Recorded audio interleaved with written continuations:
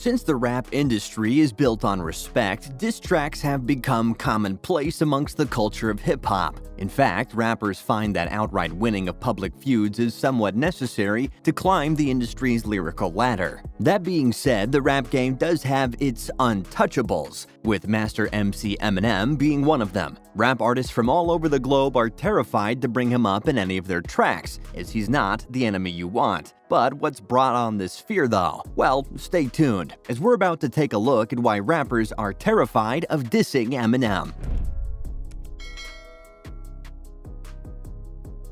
Interact with us. Subscribe and hit the notification button to be notified when we upload more content. Don't forget to leave a like and comment below. Also, feel free to suggest any type of videos you would like to see on this channel. Number 1. Everlast. First up on our list is the public feud Eminem had with Everlast, which apparently kicked off back in the year 2000 when the lyricist walked past Everlast backstage without acknowledging him. This was apparently the last straw for the New York rapper, who decided to write a few subliminal disses that were included in his track Eardrums Pop Remix. Not one to back down from a fight, Eminem released the follow-up diss track I Remember, which addressed all the subliminal jabs that Everlast had thrown at him. Not wanting to be one-upped, Everlast then released another track by the name of Whitey's Revenge, which went a step too far by mentioning Marshall's daughter Haley. For those of you who don't know, there's nothing in this world that Eminem loves more than his daughter, who has always been a bit of a soft spot for him. So when rappers like Everlast decided to take things that far, fans knew that the gloves would be coming off sooner rather than later, which is exactly what we got in the form of Quitter, a track featuring the Dirty Dozen.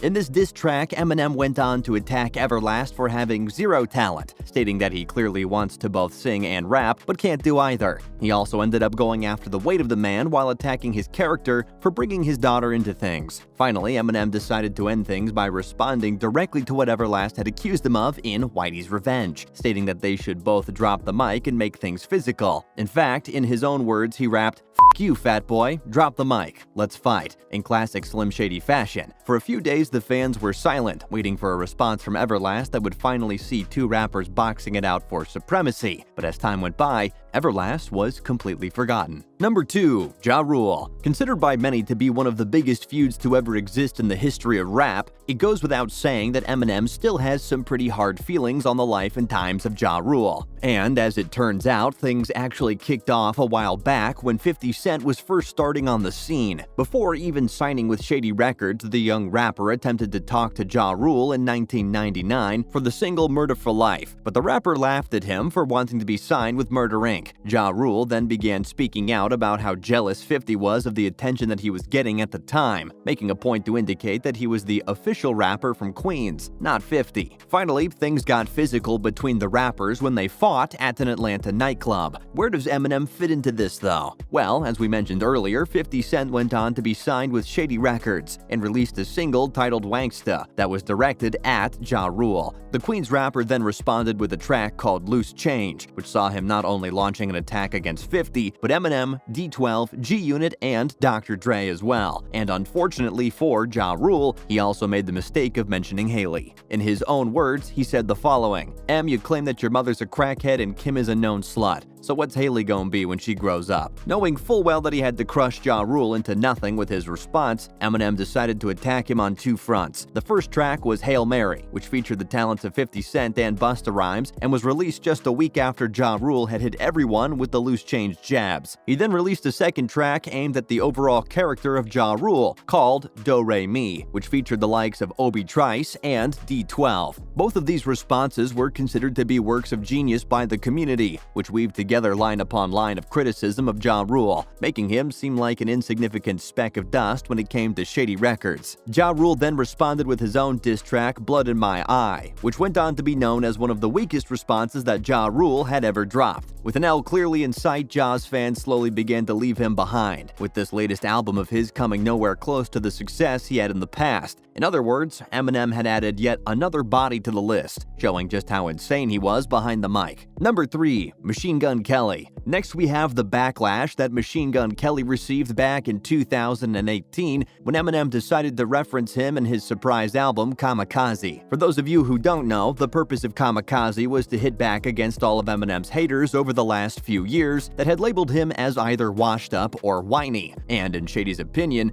one of the haters was none other than Machine Gun Kelly, who mentioned his daughter Haley back in 2012, tweeting that she was, quote, hot as fuck. In the track Not Alike, M challenged MGK out for bringing up his daughter, indicating that he is unthreatening when it comes to rap. MGK then tried to prove him wrong with the diss track Rap Devil, which was outshined by Eminem's response track Kill Shot. With MGK admitting later that he had nothing to say about M's response, the rapper slowly faded from the industry and is now making punk music alongside Travis Barker. MGK has quite an impressive career at the moment, and sometimes his mouth can get him in trouble. But with all the success MGK has had, maybe it's been good that Eminem ended his rap career. Number 4. Royce da 5'9". Then we have the beef that developed between Eminem and Royce da 5'9", who were actually teamed up together under the name of Bad Meets Evil back in the day. Suffice to say, the duo went on to create some pretty amazing tracks, ranging from Scary Movies to The One. But when Bizarre of D12 went on to diss Royce and Don't Try This at Home, things started to get a little heated between the rappers. D12 then dropped another diss track called Smackdown, which called Royce out for talking down at them in a recent interview.